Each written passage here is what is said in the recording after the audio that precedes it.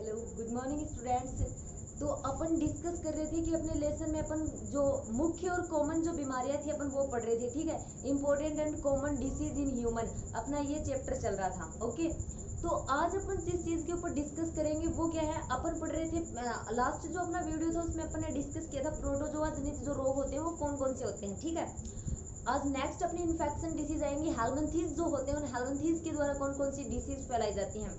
तो यहाँ पर अपन स्टूडेंट्स क्या पढ़ रहे हैं, संक्रामक डिसीज का अपन डिस्कस कर रहे हैं कि संक्रामक रोग कौन कौन से होते हैं, किन बैक्टीरिया के द्वारा, किन वायरस के द्वारा, किसके द्वारा, किन ऑर्गेनिज्म के द्वारा ये फैलाए जाते हैं, उनके कैरेक्टर क्या होते हैं, किस प्रकार से अपन उनसे बच सकते हैं, ठीक है।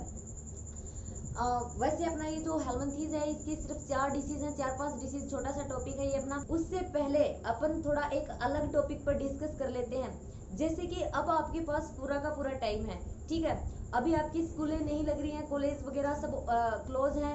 स्कूल वगैरह जब ओपन होंगी तो आपको जाहिर सी बात है, आपको पता होगा कि आपके एग्जाम तो जरूर होंगे, ठीक है। ये कि ये चीजें जो आपको हैं ये पढ़नी तो जरूर पड़ेंगी। और फिलहाल आपके पास क्या है, फिलहाल आपके पास पूरा का पूरा टाइम है, आप पूरा का पूरा टॉपिक आसानी से क्लियर कर सकते हो। किसी भी प्रकार का आपके माइंड पर कोई भी प्रेशर नहीं है। अब एक बार एक चीज आप सोच के देखिए, आप डेली स्कूल में जाते हो तब क्या हो जाता है, तब मतलब सारे के सारे टीचर्स का प्रेशर भी आपके ऊपर काफी ज्यादा हो जाता है। टेस्ट के लिए आपको बोलते हैं, कल आपको बोला कि बायोलॉजी का टेस्ट होगा, तब आप ले पढ़ के नहीं आते हो, बोलते हो मैम आज तो हमारा केमिस्ट्री का टेस्ट बता रखा था, हमने केमिस्ट्री का पढ़ा तो बायोलॉजी का नहीं पढ़ा। उसी प्रकार अगर आपको फिजिक्स का बता देते हो तो बोलते हो मैम, उसी प्रकार जब आपको केमिस्ट्री में बोलते हैं तब आप बोलते हैं मैम हमारा उसका टेस्ट था। ये वो चलता रहता है, मतलब प्रेशर कुछ ज्यादा ही हो जाता है माइंड पर। एक टेस्ट आपको बता दिया जाता है तो पूरा का पूरा फोकस आप उसी टेस्ट पे देते हो, फिर ठीक है दूसरे सब्जेक्ट जो होते हैं उनको इग्नोर कर देते हो। और हो भी जाता है ऐसा नॉर्मली काफी बार, मतलब आपके साथ कुछ अलग नहीं होता, हमारे साथ भी होता था जब पढ़ते थे। बट इस टाइम क्या है, इस टाइम आप प्रॉपर, आपको कोई टेस्ट की टेंशन नहीं है, किसी प्रकार की कोई टेंशन नहीं है। आप हर एक सब्जेक्ट को अपने टाइम टेबल के अकॉर्डिंग अपने हिसाब से उसको स्टडी कर सकते हो। अब मुश्किल से आपका जो ये वीडियो मैं बनाती हूँ या फिर अदर्स जो सर भी बनाते होंगे, कितना मतलब, अब चलो पहले तो थोड़ा लॉन्ग हो जाता था मेरे ख्याल से वीडियो, 30 मिनट का भी हो जाता था, कई बार 40 का भी हो जाता था, शायद 1-2 बार 50-60 मिनट तक का भी वीडियो चला जाता था। बट धीरे धीरे फिर मेरे को भी रियलाइज हुआ, फिर बच्चों को भी प्रॉब्लम हो जाती है, ज़्यादा लॉन्ग अगर वीडियो बना देते हैं, ज़्यादा बड़े वीडियो अगर बना देते हैं तो देखने में भी असुविधा सी होती है। तो मैं मतलब कोशिश यही करती हूँ कि जितना हो सके उसको शॉर्ट करने की कोशिश करती हूँ, वीडियो को लगभग 15 मिनट का, ठीक है। और छोटा सा टॉपिक अपन उसमें लेके चलते हैं जो आप आधे घंटे में, 1 घंटे में पूरा का पूरा क्लियर कर सकते हो। 15 मिनट का वीडियो है तो उसकी आप 15 मिनट में तो रीडिंग लगा ही सकते हो। फिर 1-2 बार रीडिंग लगाओगे तो इतने नॉर्मल टॉपिक चल रहे हैं अपने, उनको आसानी से आप याद कर सकते हो। तो मेरे कहने का यही मतलब है कि आप अब जो आपका टाइम है वो पूरा का पूरा जो टाइम, अरे भाई जी हो तेरा फोन ले जा, बेफालतू बीच में डिस्टर्ब कर रहा है। तो अब भी मेरे कहने का ये मतलब है कि आपको जो टॉपिक, जो वीडियो आप डेली देखते हो वो टॉपिक आप जरूर एक बार क्लियर कर लीजिए। उसके नोट्स भी आपको मिल जाते होंगे। नोट्स जो है वो बिल्कुल आपकी बुक से रिलेटेड है, क्योंकि अपना थ्योरेटिकल पोर्शन चल रहा है, ठीक है। ये आपको भी पता है, डिसीज जो है, बीमारियां जो है अपन उनके बारे में पढ़ रहे हैं, जिसकी कॉमन चीजें मैंने आपको बता दी है। बीमारी जो उसके बारे में, डिसीज जो उसके बारे में पूछेंगे, किस प्रकार की डिसीज है ये, किस बैक्टीरिया की वजह से, किस वायरस की वजह से, किस हेलमिंथीज की वजह से, किस प्रोटोजोआ की वजह से ये फैलती है। अगर उस डिसीज का, उस बीमारी का अगर वायरस दे रखा है, बैक्टीरिया दे रखा है, प्रोटोजोआ दे रखा है तो उसका नाम पूछेंगे। अगर नहीं दे रखा है तो नहीं पूछेंगे। उसके सिम्टम्स आपसे पूछ सकते हैं, सिम्टम्स में दे क्या रखा है, बस सिम्टम्स में यही दे रखा है, बुखार हो गई, जुकाम हो गई, सिर दर्द हो गया, कमर में दर्द हो गया, ये सब कुछ दे रखे हैं। और कुछ वैक्सीन के नाम दे रखे हैं, सभी में भी नहीं दे रखे। जो अपनी कॉमन डिसीज है उनकी वैक्सीन दे रखी है, उनके कुछ टीके दे रखे हैं, वही तो याद करने हैं। अब उसमें क्या है, जो जैसा बुक में दे रखा है वैसा आपको लिख के आना है। अब वो प्रोटोजोआ का नाम आपकी बुक में दे रखा है तो उसको अलग से उसका कोई शॉर्ट नोट्स नहीं बनेगा, ठीक है। वो प्रोटोजोआ का नाम आपको याद रखना ही होगा, उसके सिम्टम्स आपको याद रखने ही होंगे, उसके उपचार के, उसके बचाव के तरीके आपको याद करने ही होंगे, इसका कोई इलाज नहीं है, ठीक है। तो मेरे कहने का यही मतलब था कि आप अपने हर सब्जेक्ट को, चाहे फिर वो बायोलॉजी हो, फिर आपकी फिजिक्स हो, इंग्लिश हो, केमिस्ट्री हो, कुछ भी हो, उसको पूरा का पूरा आप टाइम दीजिए, टाइम टेबल के अकॉर्डिंग आप उन सबकी स्टडी कीजिए। ये नहीं कि अभी तो चलो स्कूल तो लग नहीं रही है, ठीक है, कोई स्टडी कर रहा है कोई नहीं कर रहा है, नहीं ऐसा नहीं करना है। ये कंफर्म बात है कि आपकी एग्जाम होगी, ठीक है। हो सकता है मे भी 1 महीने, 1.5 महीने, 2 महीने लेट हो जाए, लेकिन पढ़ना तो पड़ेगा ही आपको। ये सारी की सारी चीज़ें जो हैं ये आपके आएंगी तो सही। तो आपके पास अभी टाइम है, तो आप अपनी स्टडी को कंटिन्यू रखिए। और अगर आप अब फ्री हो जाओगे, आप अब ये लाइन छोड़ दोगे, तो फिर जब स्कूल लगेंगी, स्कूल ओपन हो गई, तब सब कुछ ऊपर से समझ में आ रहा है। स्टडी कीजिए, अच्छे से डिस्कस कीजिए। आपको कोई चीज़ समझ में नहीं आती है, कोई प्रॉब्लम है, तो आप सर से इस चीज़ के बारे में डिस्कस कर सकते हैं, आपको वो चीज़ दोबारा से बताई जाएगी। तो अब अपन स्टार्ट करते हैं कंटिन्यू अपना टॉपिक, ठीक है। अपन पढ़ रहे हैं किसके बारे में, हेलमिंथेस के द्वारा कौन सी कॉमन डिसीज फैलाई जाती है, अपन वो पढ़ेंगे। तो सबसे पहले अपन किस बीमारी के ऊपर डिस्कस करेंगे, एस्केरियासिस के ऊपर डिस्कस करेंगे, ठीक है। एस्केरियासिस एक डिसीज होती है जो किसके द्वारा फैलाई जाती है, हेलमिंथेस के द्वारा फैलाई जाती है। कौन से हेलमिंथेस के द्वारा फैलाई जाती है, एस्केरियस। एस्केरियस नाम जरूर सुना होगा आपने, थोड़ा पतला सा होता है, शायद अपने लेब में भी है। तो एस्केरिस जो है वो हेलमिंथेस, एस्केरिस हेलमिंथेस के द्वारा एस्केरियासिस रोग फैलता है, जो जिसको अपन गोलकृमि भी बोलते हैं।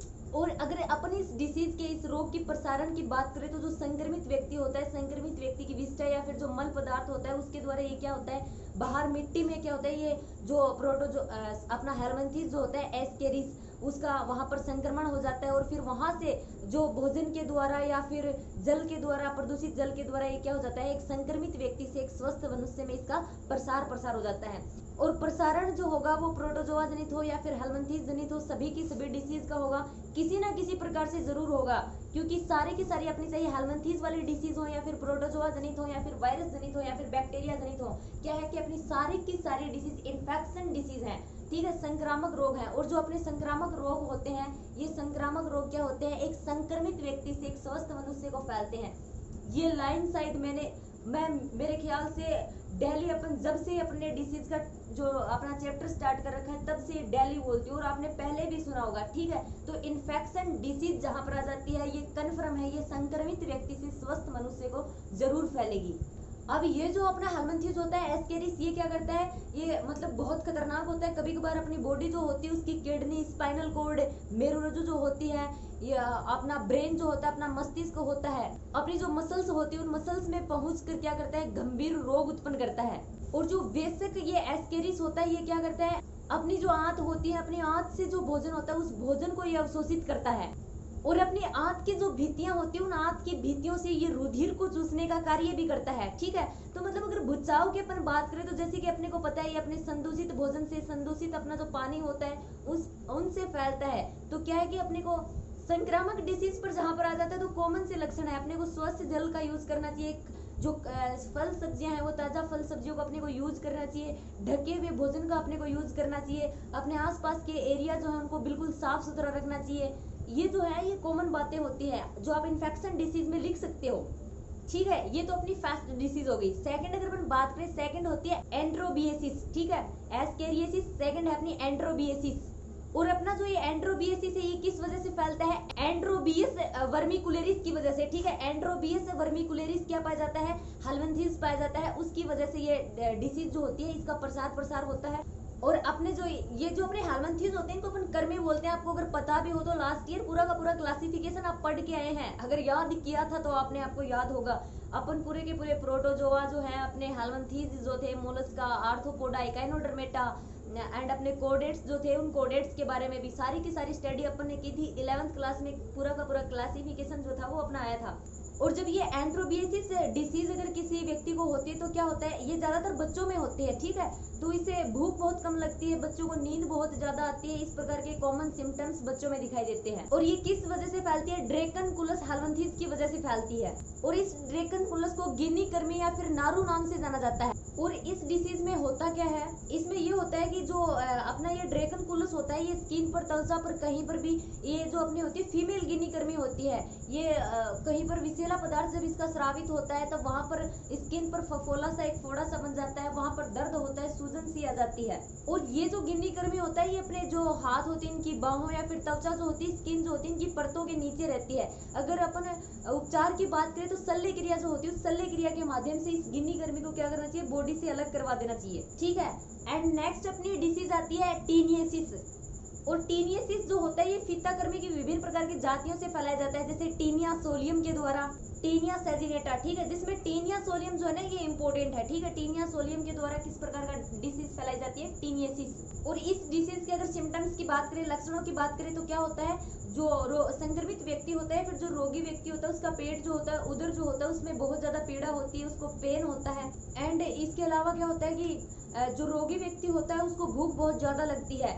एंड उसका नर्वस सिस्टम जो होता है, तंत्रिका तंत्र में भी विकार उत्पन्न होते हैं। तो यहाँ पर अपन ने जितनी भी डिसीज की बात की थी वो थी अपनी इन्फेक्शन डिसीज, ठीक है। यहाँ पर अपने संक्रामक रोग जो है वो कंप्लीट हो जाते हैं। नेक्स्ट जो अपना टॉपिक आएगा वो नॉन इन्फेक्शन डिसीज के ऊपर आएगा। असंक्रामक रोगों के बारे में अपन ने डिस्कस करेंगे। और इन्फेक्शन डिसीज या फिर संक्रामक रोग कौन से होते हैं, जो संक्रमित व्यक्ति से स्वस्थ मनुष्य को फैलते हैं। बट नॉन इन्फेक्शन डिसीज या फिर असंक्रामक रोग कौन से होते हैं, जो संक्रमित मनुष्य से स्वस्थ मनुष्य को नहीं फैलते हैं, ठीक है। तो अपनी जितने भी इन्फेक्शन डिसीज थी उसमें मेजर जो अपन ने डिस्कस किया था वो कौन से पॉइंट थे। फर्स्ट अपना बैक्टीरिया का था, अपने जीवाणुओं के द्वारा कौन सी डिसीज फैलाई जाती है उनके बारे में डिस्कस किया था। सेकंड जो अपना था वो वायरस के ऊपर था, वायरस के द्वारा कौन कौन सी डिसीज फैलाई जाती हैं। थर्ड जो था वो अपना प्रोटोजोआ के ऊपर था, प्रोटोजोआ के द्वारा कौन कौन सी डिसीज फैलाई जाती हैं। एंड फोर्थ अपना क्या था, हेलमिंथेस, हेलमिंथेस के द्वारा कौन कौन सी डिसीज फैलाई जाती हैं। ओके, नेक्स्ट जो अपनी नॉन इन्फेक्शन डिसीज आएंगी, असंक्रामक जो रोग आएंगे, इसमें सबसे पहले अपन डिस्कस करेंगे कैंसर के ऊपर कि कैंसर किस प्रकार से फैलता है, उसके क्या क्या सिम्टम्स होते हैं, उसके बचाव का क्या तरीका है, उसके लिए अभी तक कोई बचाव का परफेक्ट तरीका निकला भी है या फिर नहीं निकला, इन सब पॉइंट्स के ऊपर अपन डिस्कस करेंगे अपने नेक्स्ट वीडियो में, ठीक है।